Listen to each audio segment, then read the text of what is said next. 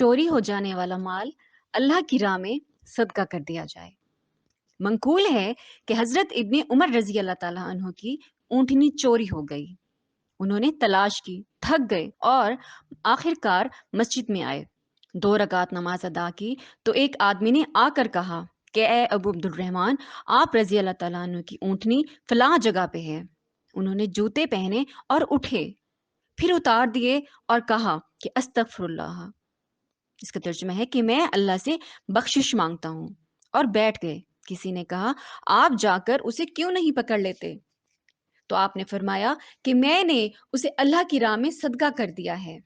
بعض سلف رحمۃ اللہ علیہ سے مروی ہے کہ فرمایا کہ میں نے ایک شب کو ایک فوت شدہ بھائی کو خواب میں دیکھا تو پوچھا کہ اللہ نے تیرے ساتھ کیا سلوک کیا؟ اس نے کہا کہ مجھے بخش دیا اور مجھے جنت میں داخل کیا۔ میرے سامنے جنت میں میرے مکانات پیش کیے گئے اور بتایا کہ اس کے باوجود وہ غمگین اور پریشان تھے۔ میں نے پوچھا تو جنت میں داخل ہو گیا، تیری بخشش ہو گئی، پھر بھی غمگین ہے؟ انہوں نے گہری سانس لی اور کہا کہ میں قیامت تک غمگین رہوں گا۔ میں نے پوچھا کیوں؟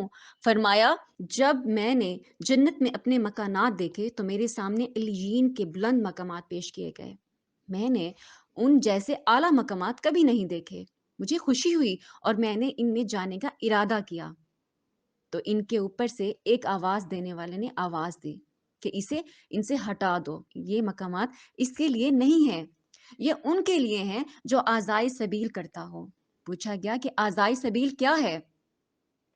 تو مجھے بتایا گیا جب ایک چیز تجھ سے کھو جاتی ہے تو تو کہہ دیتا ہے کہ اللہ کی راہ میں ہے۔ مروی ہے کہ حضرت ربی بن خیشم کا گھوڑا چوری ہو گیا۔ یہ گھوڑا 20,000 کا تھا۔ یہ نماز پڑھ رہے تھے، نماز نہ توڑی اور نہ ہی اس کی تلاش میں پریشان ہوئے۔ لوگ افسوس کرنے کے لیے آئے تو فرمایا کہ میں نے چور کو کھولتے ہوئے دیکھا۔ پوچھا گیا تو پھر آپ نے اسے کیوں نہ ڈانٹا؟ فرمایا میں اس سے زیادہ پسندیدہ کام میں مصروف تھا، یعنی نماز میں تھا۔ بتاتے ہیں کہ لوگ چور پر بد دعا کرنے لگے تو فرمایا ایسا مت کہو، خیر خواہی کی بات کہو، میں نے تو یہ گھوڑا صدقہ کر دیا۔ ایک بزرگ کی کچھ چیز چوری ہو گئی تو لوگوں نے کہا آپ ظالم پر بد دعا کیوں نہیں کرتے؟ فرمایا میں نہیں چاہتا کہ میں اس کے خلاف شیطان کا مددگار بنوں۔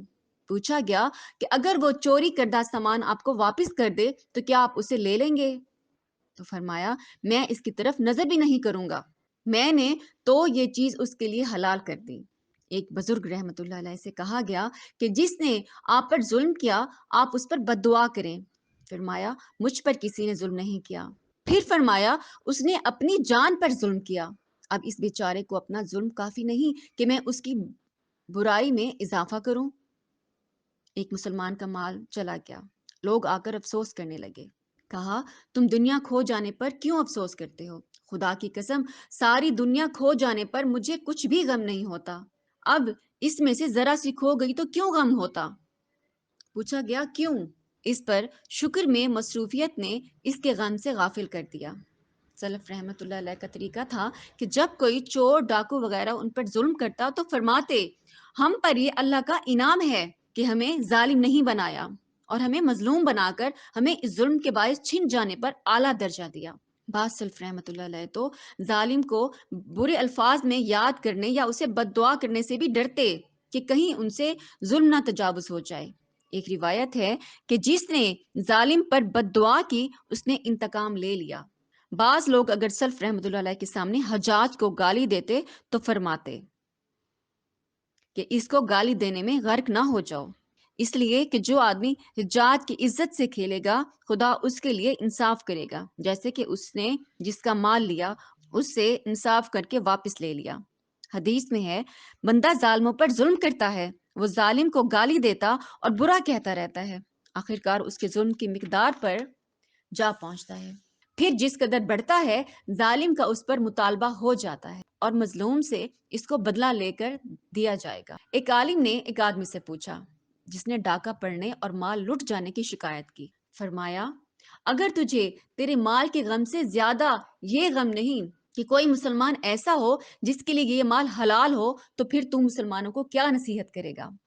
حضرت علی بن فضیل خانہ کعبہ کا طواف کر رہے تھے ان کے دینار کسی نے چوری کر لیے۔ ان کے والد رونے لگے اور آہیں بھرنے لگے۔ فرمایا دیناروں پر رو رہے ہیں؟ انہوں نے کہا نہیں، اللہ کی قسم، بلکہ مجھے اس بیچارے چور کا غم ہے۔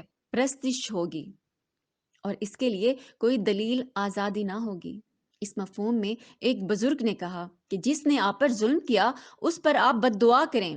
فرمایا میں اس پر غم کرنے کی مصروفیت کے باعث اس پر بد دعا سے غافل ہوں۔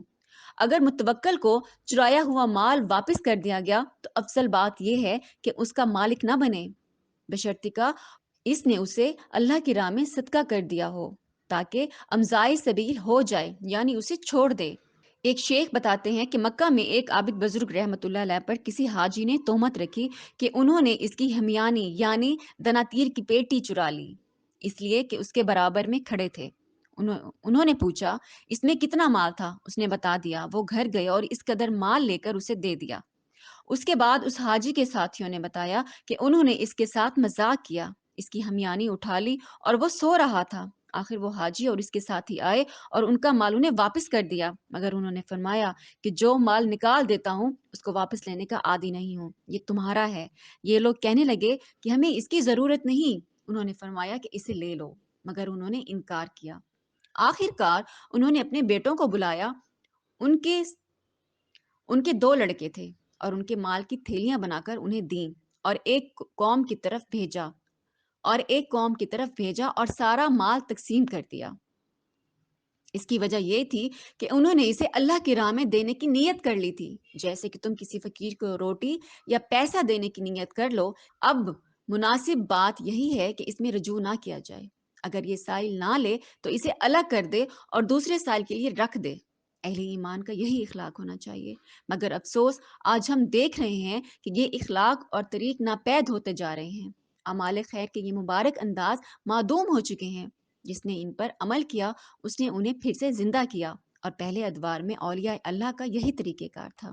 اللہ تعالیٰ ہمیں بھی اپنے پسندیدہ کاموں کی طرف رجوع کرنے کی توفیق عطا فرمائے۔ آمین۔